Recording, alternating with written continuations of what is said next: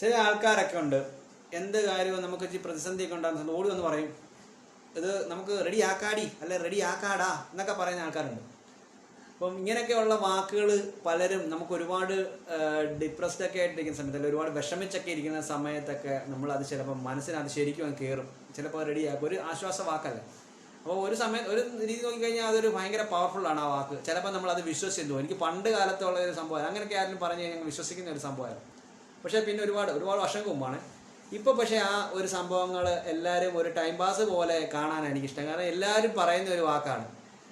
അത് ഒരു സിൻസിയറിറ്റി വരണമെന്നുണ്ടെങ്കിൽ അയാൾ അത് ഓർത്തിരിക്കുകയും ചെയ്യണം. പക്ഷേ ഈ പറയുന്ന ആൾ, നമ്മളെ സമാധാനിപ്പിക്കാൻ പറയുന്ന ആൾ പിന്നെ നാളെ എന്തുവാന്ന് പോലും ഓർക്കാത്ത ഒരു കണ്ടീഷനിലോട്ട് പോകുന്ന ഒരു സമയത്താണ് നമ്മൾ ഇത് പ്രതീക്ഷിച്ചിരിക്കുന്ന ആൾക്കാർ ഒരുപാട് പേരുണ്ട്. ഇത് പ്രതീക്ഷിച്ചിരിക്കുന്ന ആൾ ശരിയാക്കാണെന്ന് പറഞ്ഞാൽ എന്ത് ശരിയാക്കാനാണ് ഇവർ പറയുന്നത്. പക്ഷെ എപ്പോഴും നമ്മൾ കാര്യം ഒരു മനസ്സിലാക്കണം, നമ്മുടെ പ്രശ്നങ്ങൾ നമ്മുടേത് മാത്രമാണ്. അത് പ്രതിസന്ധി എന്തുണ്ടെങ്കിലും അതിനെ അതിജീവിക്കാൻ നമ്മുടെ ഉള്ളിൽ തന്നെ ദൈവമുണ്ട്. ആ ദൈവം നമുക്ക് കാണിച്ചു തരുന്ന വഴികളായിരിക്കണം ഏറ്റവും പീക്ക് ലെവലിൽ നമ്മൾ എന്താ പറയുക ഫോക്കസ് ചെയ്യേണ്ടത്. അല്ലാതെ വേറൊരാൾ പറയുന്ന എന്ത് കാര്യങ്ങളും വിശ്വസിച്ച് കഴിഞ്ഞാൽ അയാളെ തേടി ചിലപ്പോൾ അയാൾ തന്നെ മറന്നു പോകുന്ന ഒരു സാഹചര്യം ഉണ്ടായി കഴിഞ്ഞാൽ നമുക്ക് അയാളെ കുറ്റപ്പെടുത്താനും പറ്റില്ല. കാരണം അയാൾ ചിലപ്പോൾ ആ സമയത്ത് സമാധാനിപ്പിക്കാൻ വേണ്ടി പറഞ്ഞാൽ ചിലപ്പോൾ പറയാം, അയാളുടെ ഒരു നന്മയുടെ മനസ്സ്. എപ്പോഴും അങ്ങനെ ഒരു രീതി മാത്രമേ നമ്മൾ ചിന്തിക്കൂ. അല്ലെന്നുണ്ടെങ്കിൽ അതിൽ ഫോക്കസ് ചെയ്തിരുന്നെങ്കിൽ നമ്മുടെ ജീവിതം ഒരിക്കലും നമ്മുടെ കരകയറത്തിൽ എന്നും വിഷമം മാത്രമേ ആകത്തുള്ളൂ.